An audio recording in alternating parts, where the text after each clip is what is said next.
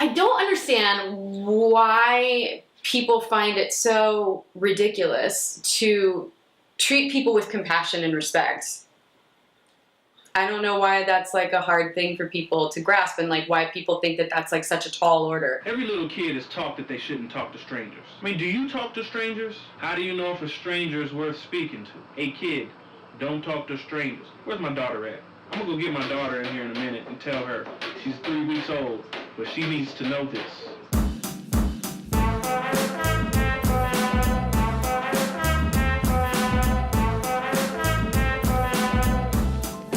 You know, there were certain traditions and expectations about like what you're supposed to do, and even though I had my own ideas about, you know, I wanted to act and I wanted to sing and I wanted to live in New York and I wanted to do all those things, like I wanted to dance too, but I'm a shit dancer. I knew that I also wanted to get married and have a little house and kids and like all those things, and I still, you know, kind of do. I was 21, I think, when I met my ex-husband, and had sort of just come into a place in my life where I was starting to believe in my own potential again, having had a sort of troubled adolescence of, you know, social pariahism. Is that a thing?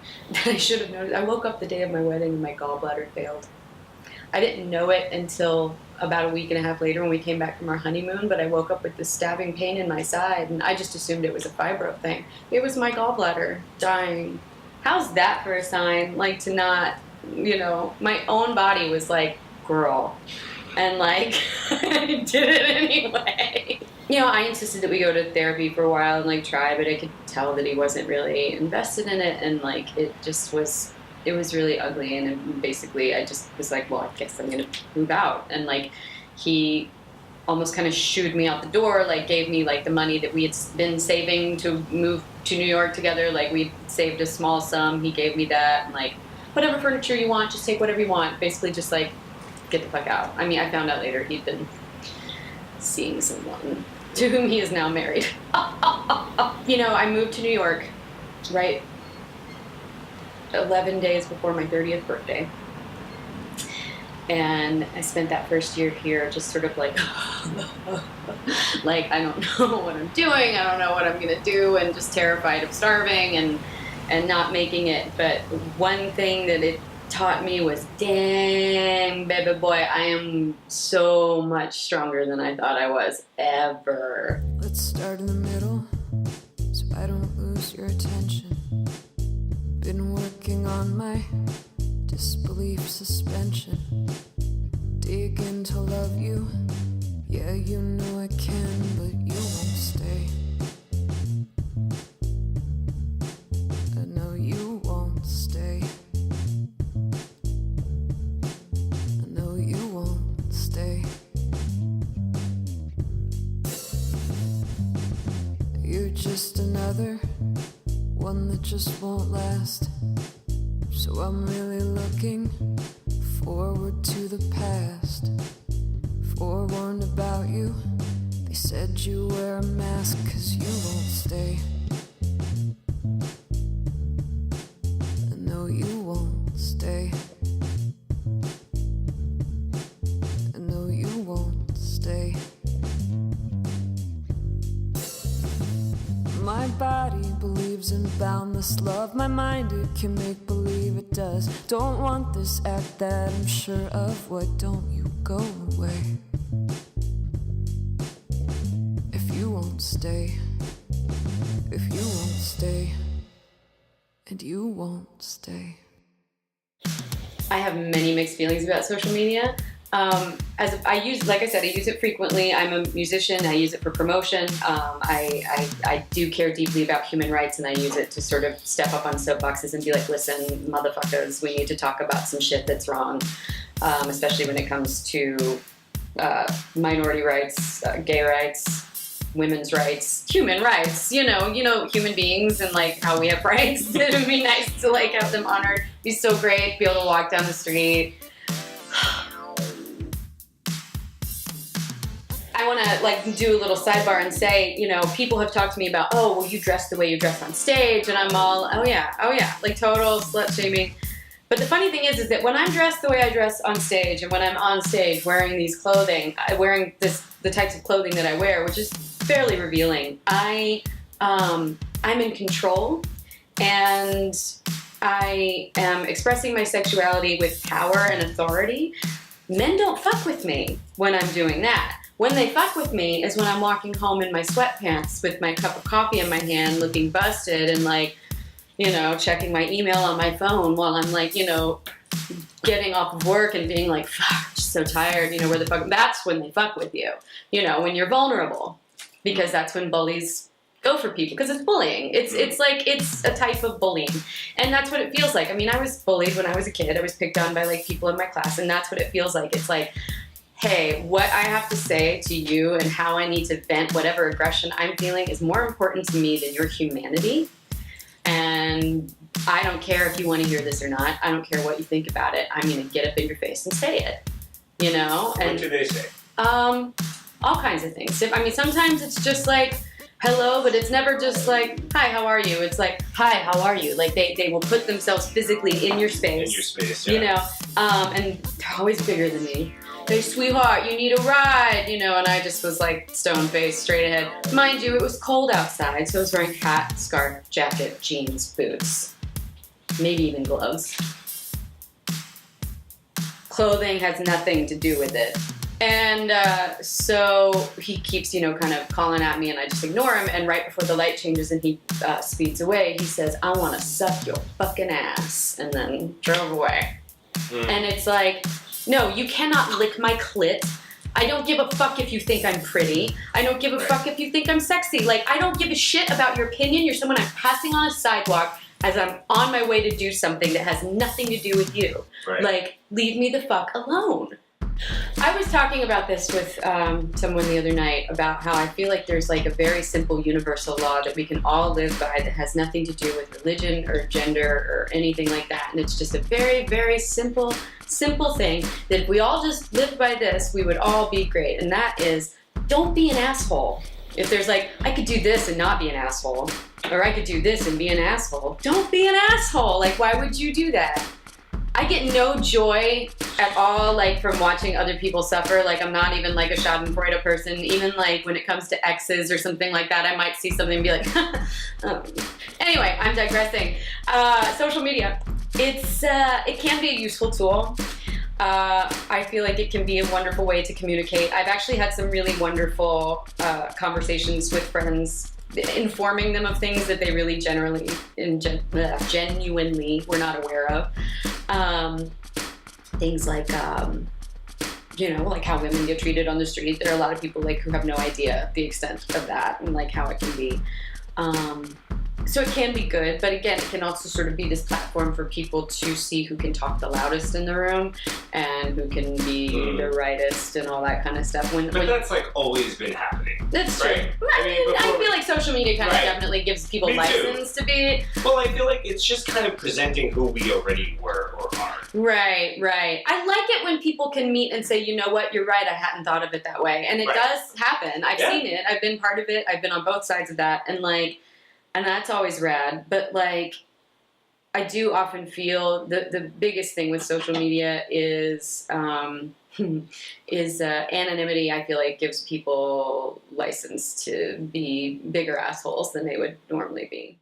Thank you, Seattle, for being one of the most progressive cities in the United States of America. We want an opportunity to address. We want an opportunity on the mic. Well, ask him. Get him in check or we're shutting this event down. Now. If you do not listen to her, your event will be shut down right now. I posted that story, and a whole bunch of my friends like responded, well, if they had just done it this way, if they had just approached it from this way, why weren't they quiet? Why were they doing this? And I'm all like, what you're saying to them is, sure, we want to hear what you're saying, but only if you say it to us how we would say it. And that, Angie, in a nutshell, is what's wrong with America. Yes, and that's bullshit, because it's like you were telling them that, like, you don't even give them the dignity of their suffering because they're doing it wrong. And it's like more messaging that you're not good enough. Yeah, exactly, because it's just like, okay, so if they sit there like white people in church on Sunday and are all like, burr, burr, burr, like Daniel listened to them, like, no, No. No, because you might not even listen back. No, you probably wouldn't. And they're sitting there like basically screaming, doing everything they can to be like, hear us, hear our voices, say our names. Right. And like, all you're doing is telling them like, it's making me uncomfortable. And it's like, Well, because God forbid. God forbid you should be fucking uncomfortable. Like, how do you think they're feeling? Do you think they're super comfortable right now? Right. I admit, I mean, like, there have been times when I've been confronted with truths about myself that I was, like, scared of, and I was just like, I'm defensive, and, totally. But then I was like, fuck, shit, you're right. Tell me more. Let me learn, because, like, I love people. Like, the reason I moved to New York City in the first place and why I've always wanted to live here is because it's so colorful and beautiful, and there's so many kinds of people here. And, like, when I moved here, there were types of people here that I'd never seen before in my life, except on like TV, shows about New York and, whatever stuff. I haven't traveled around the world a lot. I've traveled around my country. I read, but I'm not like this fucking like cosmopolitan. I've been everywhere and I know everything, citizen of the world, but I would like to be. I would love to know how to meet every person that I meet halfway. I like that. Yeah. So that's my daily work, Yeah. as a human. In a city. I like walking alone when it's quiet. It stinks here in the morning. It stinks here all the time. But I like it. The city and I share sips of the sun. I keep walking and the streets start getting crowded. I make like I'm minding my own business, but really I'm watching and listening. I'm checking in, seeing where we're at, me and everyone else. We graze one another like a razor on skin. It's our daily routine, and sometimes it comes to blood, but not too often, not if you're good at it. I can disappear for blocks at a time, blending in with familiar strangers. Upstream salmon fighting the good fight. And I can't help but wonder if we'll all be devoured one day. They say in the end, all cities fall down. My home city is not my hometown. She's a vain, aging boulevard star under reconstruction. And when the sun goes down, the electric lights glisten in our greedy eyes. I follow the flicker from block to block. You know it's your city when, no matter where you're headed, there are memories. I catch myself searching for your face in a sea of faces that are always almost you, but never really you. This is what they meant, all those painters, all those poets. This is what they were trying to show me. It's us. Swarming, seething, flailing, faces hard as stone. Here we are then. Together. Alone.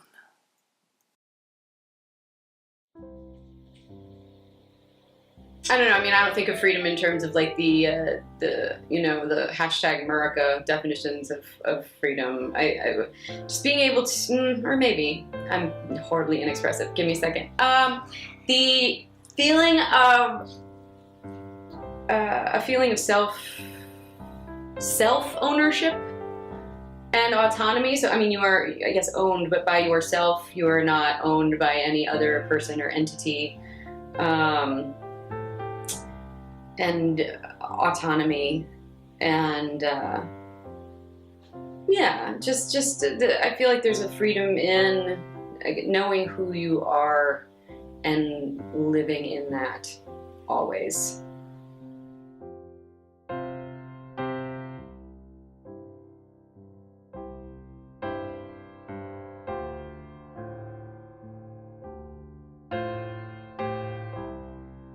I think people are afraid, and I think that being right makes them feel safe. I myself, while I'm not like going out every day being like, gee, I sure hope I get to be wrong today, I like it when I'm wrong, because then I learn something. And like, I think a lot of people don't want to learn anything because they're safe where they are and they're comfortable where they are and they're not challenged and they're not, so if they're right about fucking everything, then they don't have to worry about learning things and growing pains and being wrong and possibly hurting other people and learning from that.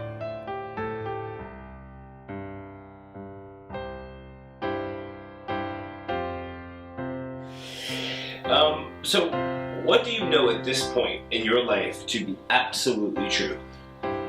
Nothing. I don't know. I don't believe in absolutes. That might sound like a cop-out answer, but... Not at all. Yeah. Not at all. What advice would you give young Angie? Young Angie, love yourself. You're okay. What is the best thing about you?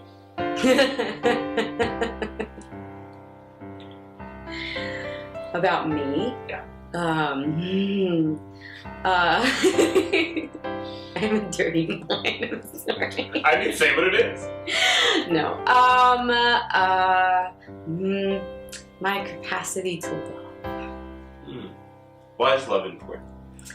It's healing. It's powerful. It's so powerful. It's like the most powerful thing that we have. And I feel like people think that anger is stronger, but it's really not. I mean, anger is just like fear transformed outwardly. Like love it's more than just a mood. It's like I think that I wish I had another word for it besides love, because I feel like it doesn't really encompass just that life force, that energy that we can give to each other and get back from each other. And I think it's so important. I think it's the one hope that we have of not fucking destroying ourselves and each other. You know what I mean?